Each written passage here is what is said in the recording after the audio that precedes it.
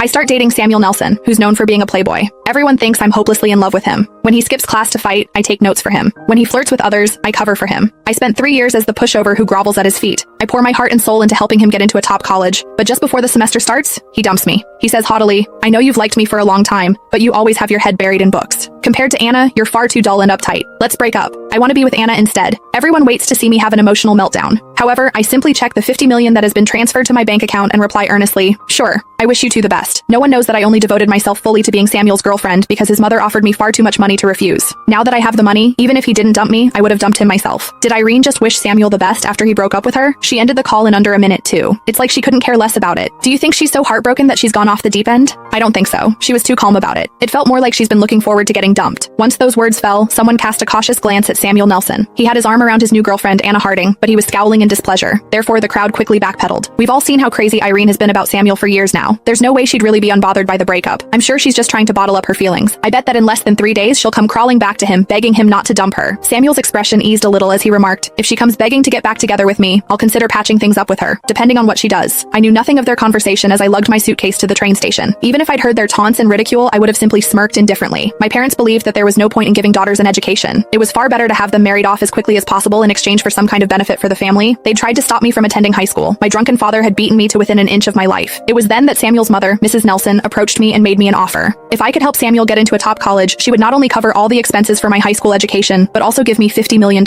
Had it not been for that, I would never have latched myself onto Samuel, who was famous for being the hottest guy in school, but also the one who should never be crossed. I wouldn't have let myself be at his beck and call, like the most loyal pushover. For 3 whole years, I did everything I could to turn the arrogant and defiant slacker into a high-achieving student who managed to earn a spot at a top college. Now that my mission was complete, I could finally leave with the money. I was nothing if not thrilled. During the 3 months of summer vacation, I got my foreign language certification and achieved intermediate proficiency in the Farvian language. I was able to successfully enroll in a college abroad. As I was about to board my flight to Barry in the country of Farvia, I got a message from Samuel, who seemed to want to mend our relationship. "Why did you block me everywhere? It's been an entire summer, Irene. Haven't you thrown your tantrum long enough? Even though Anna and I have gotten together, you and I can still be friends. Stop kicking up a fuss and unblock me." Every word dripped with his usual haughtiness. He seemed certain that I'd do what I'd done the last 3 years, that regardless of the ways he would willfully trample on my feelings, I would still obediently return to his side. I took out my SIM card and deftly broke it in half before tossing it into the trash can at the airport. With it, I discarded my unbearable past, which had been filled with schemes and humiliation. The plane soared through the sky, leaving all of my past behind. I started a new life in Barry with the $50 million from Mrs. Nelson. I chose to study at the top design academy. My days were filled with learning a new language, becoming familiar with a new culture, and balancing a heavy course load. Everything was a new challenge. But here, I didn't need to appeal to Samuel or a family that suffocated me. Instead, I was surrounded by my pencils, my sketches, and my dreams of the future. The years flew by in a blur. As a result of my hard work and talent, my jewelry designs began to shine at the major fashion week. I won several prestigious international awards.